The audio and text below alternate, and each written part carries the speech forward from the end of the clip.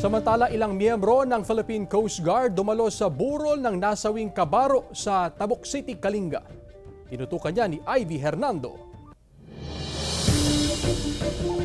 Sa huling araw ng burol ng nasawing si Coast Guard Apprentice Seaman Mori Cagway, bumisita ang ilang opisyal ng Coast Guard mula sa Northeastern Luzon District. Taos-puso raw silang nakikiramay sa pamilya. Unang-una, nandito yung Coast Guard District Northeastern Luzon para magbigay ng honor at bigyan ng support ang family. May augmentation ng Coast Guard sa burol hanggang sa mailibing si Cagway. Ayon sa pamunuan ng Coast Guard District Northeastern Luzon, na unang natapos ang kanilang WASAR training bago ang dalawang insidente sa Cavite at Palawan. Gayunman, kasama raw sa sinuspinding WASAR training ang mga invitation mula sa LGUs. As instructed from headquarters, kasama po kami na na-cancel yung mga WASAR trainings. From now on, wala pang i-implement na WASAR training sa jurisdiction ng Coast Guard District Northeastern Luzon. Unless i-provide ng national headquarters yung mga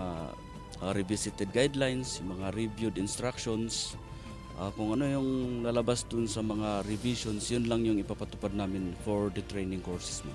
Samantala, nagpasalamat ang pamilya sa pakikiramay ng mga miyembro ng Coast Guard. Ngunit tuloy pa rin daw ang kanilang laban para kay Mori. Nagpapasalamat sa kanila kasi ginagawa naman nila yung maganda sa amin. Na-comfort po ako, pati pamilya ko na-comfort po ako. So, na-accept ko naman ang nangyari kay Mori. Justice ang gusto kong kamit ni Mori. Nakapaghain na raw ng formal na reklamo ang pamilya at nakapagsumiti na ng mga dokumento sa NBI. Mula sa Tabuk City, Kalinga, kasama si Norman Raka, Ivy Hernando, One North Central Luzon.